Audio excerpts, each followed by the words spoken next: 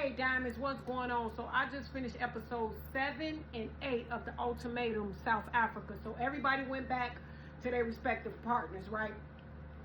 And so, Kanye, she and Kay got into it real bad. Like, she told him she didn't want him in the house because she felt some type of way because he was talking shit with Isaac about her being a gold digger and this materialistic person. So she threw him out of the bedroom when he didn't leave.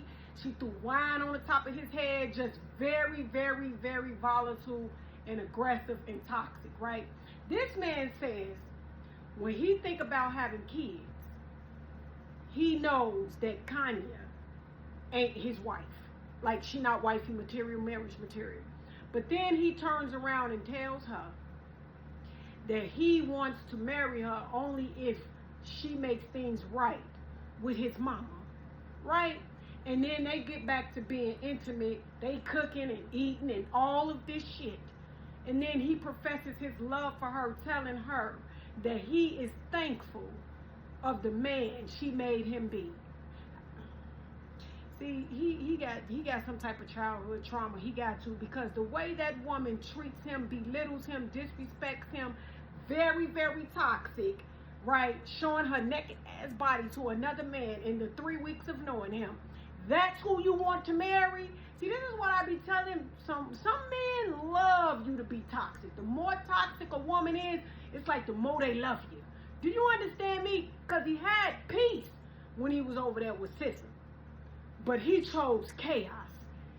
That marriage, if they do get married, I don't know, because I got to watch episode 9 in the reunion. If they do get married, it's not going to last, right? Then you got Ruth and Isaac, right? Because Isaac is in his feelings, in his hurt ego, that she slept with Nola, right? So she asked him, because he got mad and stormed out the villa, say he didn't want to stay in there and sleep in the same bed, and he was going to sleep on the couch, and he left, but then he came back. So they had a confrontation, and she asked him basically, well, why are you here, right? He goes and took his suitcase and pulled out an engagement ring. That ain't nothing but manipulation. See, let me tell you something about a narcissistic man, right? They will always make you feel like you are the reason for why they treated you bad and she went to another man, right? He only texted her for 2 years. He don't like her. He's not into her. He picked 2 other women over her. So that leads me to believe that ring would have been for one of them, either Kanye or Limbo, right? But okay, he want to manipulate her and dangle it over her head that he was going to ask her to marry her so he can control her to be how he want her to be. That's my opinion.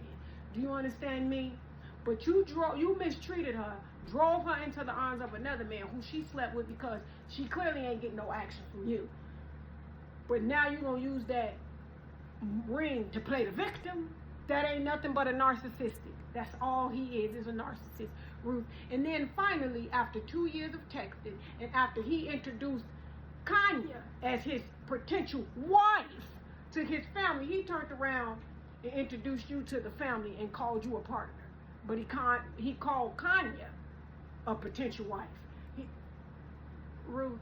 And then you saying that you want him to give you this attention full time, and he only be giving it to you part time, and then he makes excuses and reasons of why he only gives it to you part time, and you think that this marriage is gonna work. Okay. Then you got Tibby and Genesis. Now, he done showered her with gifts and all of that, but he the same person that says the reason why he ain't brought a ring is because he don't think he can maintain the relationship financially. But you keep buying all these gifts and all of this materialistic stuff, but you can't afford a ring. And now you in your feelings because Tibby is kind of bonded emotionally to what's his name? Lindinley, right? Who brought her this big ass teddy bear and put it out in front of you, y'all first night back.